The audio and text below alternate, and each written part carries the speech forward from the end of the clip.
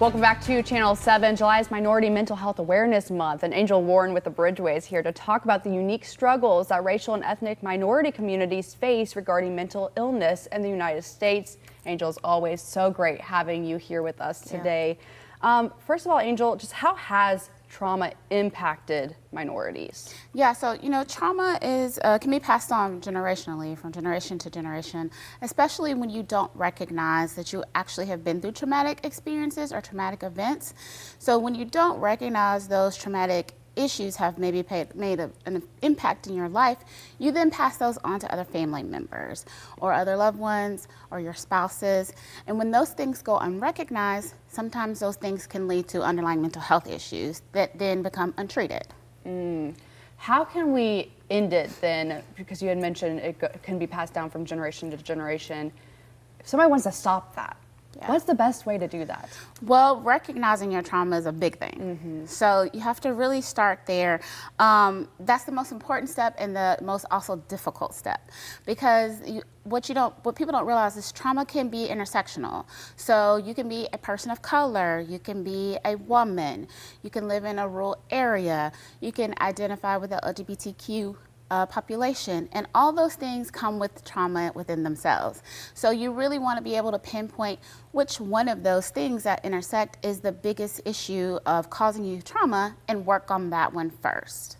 Is this something very personal where only yourself can recognize trauma in you, or is this something where family and friends may recognize it and they can reach out to help? For sure, I definitely think it's both. So, but you have to really do the work for yourself to be able to recognize that. But of course, family members, if they know and recognize, hey, I think you may be going through some issues, is there something you want to talk about? Maybe we need to find you someone to speak to, and then go about it that way. And then why is focusing on trauma so important in general? Yeah, so getting to the root of the cause is always the biggest concern and the underlying issue for lots of things. So trauma has underlying issues for a lot of mental health issues. And getting to that, peeling back the onion, doing the work, doing your own work, and making sure you recognize, hey, these are the things that are happening to me in life, or happening to me in life, are causing this trauma.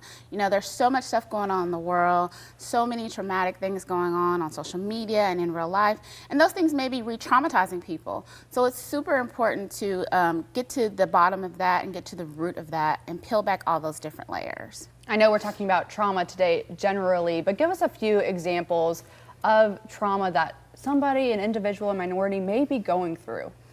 Well, a lot of people don't realize, growing up, where you may have lived may have played a big impact in your life. So the things that you saw in your neighborhood growing up, just because everybody in the neighborhood did it or behaved that certain way, doesn't always mean that that was the correct way to be.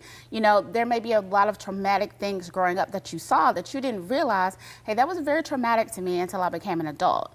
And you realize, hey, maybe we should have done better. Maybe we should have been better. And you try to correct that to keep your children and other people in your family from going down those similar paths. If a family member or good friend does see trauma within an individual, what's the best way to approach them about it, being empathetic about the situation? Well, that's definitely a key thing that you said, being empathetic to people, because people don't realize that you can come to someone about an issue, and if you're not coming to them the correct way or the right way, that could definitely set someone off, that can definitely rub someone the wrong way. So being very empathetic to their situation and their current situation or previous situation is a great way to start. And just reaching out to say, hey, I've noticed X, Y, and Z. Is there something going on? Do you want to talk about something? Do you need to talk about something?